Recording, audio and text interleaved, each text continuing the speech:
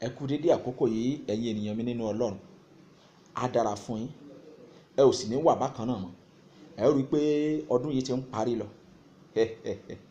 Ní orúkọ Jésù, wọn ò ní fi ẹ̀jẹ̀ rẹ ṣe ètùtù ọdún yìí. Ẹ̀jẹ̀ rẹ ò dẹ̀ ní pa títì láró. Mo sọ ọ́ dẹ̀ di àṣẹ. Àwọn kan máa ń sọ pé bàbà ìbànújẹ́ tó wà ní oṣù December yìí kò ní bà sínú ilé rẹ. Ẹkún òṣè kò ní bà sínú ilé rẹ. Ìdààmú kò ní bà sínú ilé rẹ. Àìríjẹ àìrímu kò ní bà sínú ilé rẹ. Ogun ìtúká kò ní bà sínú ilé rẹ. Tàbá rí nǹkan pè ní ìdààmú, ikú ọmọ, ikú ọkọ, ikú aya kò ní balẹ̀ sínú ilé rẹ. Ayọ̀ àti àlàáfíà ni ìwọ náà ni wàá fi ṣe ọdún yìí. Ayọ̀ ni wàá sì fi pàdé ọdún 2018 tó ń bọ̀ lọ́nà yìí. Mo sọ ọ́ dẹ̀ di àṣẹ sínú ayé rẹ wípé ohun tó ń jẹ́ ìdààmú ó kéré ó tóbi kò ní wọlé tó ẹ̀ wá. Á dára fún ẹ o, wàá dẹ̀ ṣe rere. Èmi àbúrò yín, ọmọ yín, ọ̀rẹ́ yín, wòlíì yín Túndé Daniel Òkìkí ọmọ ẹ̀rí ọ̀run ni mò ń kí yín. Wàá rí i pé bóyá o ṣẹ̀ṣẹ̀ ń wò mí ní ìgbà àkọ́kọ́, gbogbo ẹ̀yin tẹ́ máa ń wò mí ní orí móhùnmáwòrán àti tí ẹ máa ń gbọ́ mi ní orí WhatsApp, ẹ̀yin tẹ́ ń wò mí nínú tẹlifíṣàn àti tí ẹ ń gbọ́ mi nínú rédíò, ojú tẹ́ fi ń wò mí ò ní fọ́, etí tẹ́ fi ń gbọ́ mi kò ní di. Ní orúkọ Jésù, ire àti ayọ̀ á wọlé tọ̀ yín wá. Èmi ni mo sọ̀rọ̀ nípa Libya ní ọjọ́ 4 oṣù kínní wípé tí Ọlọ́run rán mi wípé àwọn èèyàn máa kú ní Libya, máa pa àwọn èèyàn ní Libya pé kí àwọn èèyàn kan kúrò níbẹ̀. Èmi ni mo sọ. Nígbà tó dẹ̀ di on 6 iṣẹ́ bẹ̀rẹ̀ sí wá sí ìmúṣẹ. Èmi ni Ọlọ́run fi rán wípé wọ́n á tú àwọn ọmọ Gaddafi sílẹ̀. Nígbà tó tó ọjọ́ 4 sígbà tí Ọlọ́run fi rán wa, wọ́n dẹ̀ tú wọn sílẹ̀. Èmi ni mo sọ nípa àwọn ará Cairo wípé ẹ̀gún wà nílẹ̀ Cairo, ẹ̀gún tí kì í jẹ́ kéèyàn kó owó délé kó fi ṣe nǹkan rere, wípé kí wọ́n gba àwẹ̀ ọjọ́ 3. Mo bá wọn gbà ń bẹ̀. Ọ̀pọ̀lọpọ̀ ló sọ pé nà láì, ọ̀pọ̀lọpọ̀ ló sọ pé nà tú, ọ̀pọ̀lọpọ̀ ló ṣe. Àwọn tí wọn ò dẹ̀ ṣe ọ̀pọ̀lọpọ̀ ló wálé tó jẹ́ pé lẹ́yìn ìgbà tí wọ́n dé, owó tí wọ́n kó bọ̀ kò lo oṣù 3 lọ́wọ́ wọn tí owó ti parẹ́.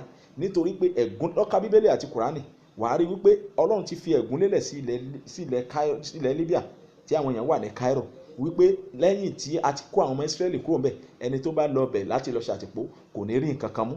Ṣùgbọ́n Ọlọ́run náà ló tún wá bójú wọlé pé kán gba àwẹ̀ kí wọ́n bá lè rí tí wọ́n ṣe. Ṣùgbọ́n ọ̀pọ̀lọpọ̀ sọ pé nà láì, ọ̀pọ̀lọpọ̀ ní nà true.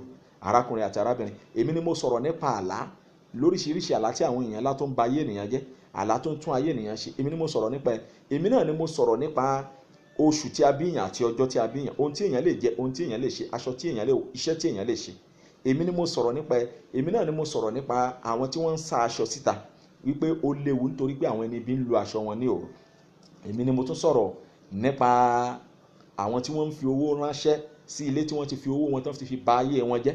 Èmi ni mo sọ̀rọ̀ nípa ilé tó ń dàrú tí ọkọ ń sá fún aya, tí ìyàwó ń sá fún ọkọ nípasẹ̀ àwọn òbí wọn àti àwọn ará ilé wọn tí wọn ò fẹ́ kí wọ́n rí ilé ọkọ gbé kí wọ́n bá lè máa rówó gbà lọ́wọ́ wọn. Mo ti sọ̀rọ̀. Ọlọ́run ti rán mi ní iṣẹ́ ní ọ̀pọ̀lọpọ̀ ní àìmọye ìgbà.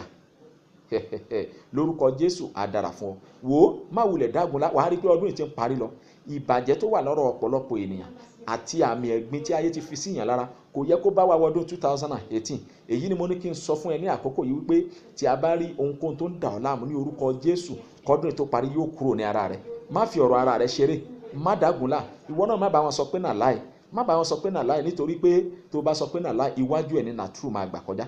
Wo ohun tí mo kàn ní kí n sọ fún ẹ ni wípé o lè bá mi sọ̀rọ̀ kó o pè mí láti gba àdúrà ọdún, ká sì fi ẹ̀mí ṣọ́nà fún ọ, ká lè sọ ohun tí ó ṣẹlẹ̀ ní ọjọ́ iwájú fún ẹ, ká sì lè mú ọ̀nà àbáyọ sí ohun tó ń ṣe ọ́, ká lè mú jáde. Pè mí tààrà, àǹfààní wà nílẹ̀ báyìí fún ẹ láti pè mí kó o gba àdúrà ọdún ní ẹnu wòlíì. Bá mi sọ̀rọ̀ ní orí ẹ̀rọ WhatsApp mi 08065588885. O wá lè pè mí tààrà sí orí ẹ̀rọ ìbánisọ̀rọ̀ mi kí n gbàdúrà fún ẹ 09093558101. Á dára fún ọ. Mo wá fi àkókò yìí mo fi dúpẹ́ lọ́wọ́ gbogbo ẹ̀yin tí ẹ̀ ń ṣe agbátẹrù ètò yìí, gbogbo ẹ̀yin tẹ́ ń sẹ́ndì dátà sí wa láti sọ pé ká máa fi gbàdúrà fún ọ̀pọ̀lọpọ̀ ènìyàn kan lè máa rí ìtúsílẹ̀. Ẹ̀yin tẹ́ ń sẹ́ndì dátà láti Amẹ́ríkà, láti London, láti Cairo, gbogbo yín pátá, láti Germany tẹ́ ń sẹ́ndì dátà sí wa, gbogbo yín pátápátá, gbogbo yín la kí o ní orúkọ Jésù. Ayé yín ò ní bàjẹ́. Ibi tẹ́ ti wá mówó tí ẹ fi ń gbé Otok Spiritual, Otok Prayer Ministry lárugẹ ní orúkọ Jésù, ọwọ́ yín kò ní bàjẹ́, ibẹ̀ kò ní dí, ògo yín á sì máa búyọ sí. Arákùnrin àti arábìnrin, má jẹ́ kó ohun tí ò dára tó wà lára yẹn kó bá ẹ wọ 2018.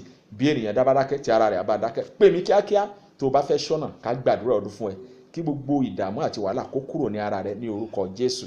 Gbọ́ o, arákùnrin àti arábìnrin, èmi ọmọ yín, àbúrò yín Túndé Daniel Òkìkí ọmọ ẹ̀rí ọ̀run, aláṣẹ Otok Prayer Ministry Worldwide, tí Ọlọ́run tó wá gba ọwọ́ rẹ̀ tó fi dá ilé ìwòsàn Otok Spiritual Alternative Therapy sílẹ̀ níbi tí a ti ń wo àwọn àìsàn tí wọ́n ń pè ní fibroid, oyún ìju tí wọ́n ń bí tí wọ́n sì ń yà á mọ̀gbẹ́, ibi tí wọ́n ti ń wo àìsàn tí wọ́n ń pè ní diabetes, ìtọ̀ ṣúgà tó ń lọ lọ́gán, ibi tí a ti ń wo àìsàn rọpárọsẹ̀ tí wọ́n ń pè ní stroke, 21 days péré ni Ọlọ́run fi ń mú kúrò ní ara wọn, ibi tí a ti ń wo àìsàn tí wọ́n ń pè ní SS, sickle cell tí ẹ̀yin máa ń pè ní ọmọ olóṣù méje Ọlọ́run á mú ẹ̀jẹ̀ búburú kúrò lára wọn, á fi mí padà síbẹ̀, ibi tí a ti ń ṣí igbá burúkú tí àwọn ẹni bí fi dí àwọn èèyàn tí ò jẹ́ kí wọ́n bímọ, tí a ti ń ṣí kúrò, àti bẹ́ẹ̀ bẹ́ẹ̀ lọ.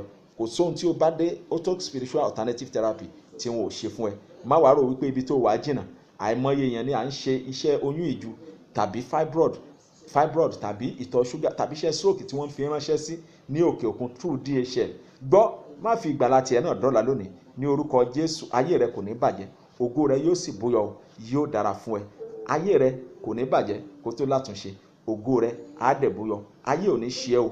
Gbogbo ọwọ́ ayé lára rẹ ní orúkọ Jésù yóò parẹ́. Bá mi fi ọ̀rọ̀ yìí àti àdúrà ìfiránṣẹ́ sí ọ̀pọ̀lọpọ̀ ènìyàn. Gbọ́ àdúrà òpin ọdún lẹ́nu wòlíì. Pè mí sí orí ẹ̀rọ ìbánisọ̀rọ̀ tí mo pè fún ẹ lẹ́ẹ̀kan ni. Tó bá ti pè mí, màá dẹ́ lóhùn, màá sì gbàdúrà fún ọ. Ohun tó bá ń ṣẹlẹ̀ nínú ayé rẹ, màá sọ fún ẹ. Ọlọ́run á sì gbàwọ́ mi láti jẹ́ wòlíì fún ọ. Torí tí mo bá jẹ́ wòlíì fún ẹ, ìyẹn ni ìgbésí ayé rẹ yóò fi dára. Nítorí pé wòlíì, àfà àbí bóyá aláwo tó ń yẹ nǹkan wò, wọn ò lè rí nǹkan tán. Torí tí wọ́n bá rí, tọ́lọ́run bá fi nǹkan hàn wọ́n tán, á jẹ́ pé àwọn ènìyàn á sọ wọ́n di Ọlọ́run. Ọlọ́run nìkan ṣoṣo ló lè rí nǹkan tán. Mo sì gbàdúrà wípé ìwọ tí o ní ìgbàgbọ́ láti pè mí, láti ṣọ́nà àbí láti sọ pé kí a ṣe ètò àdúrà kan fún ẹ, Ọlọ́run yóò ṣe èmi ní wòlíì rẹ, o sì ní wà bákan náà mọ́. Ìgbésí ayé rẹ kò ní dojúrú, yóò dára fún ọ. Mo kí yín lẹ́ẹ̀kan sí pé Merry Christmas in advance and Happy New Year in advance. Yóò dára fún yín o, àdúrà yín ó sì gbà. Hallelujah.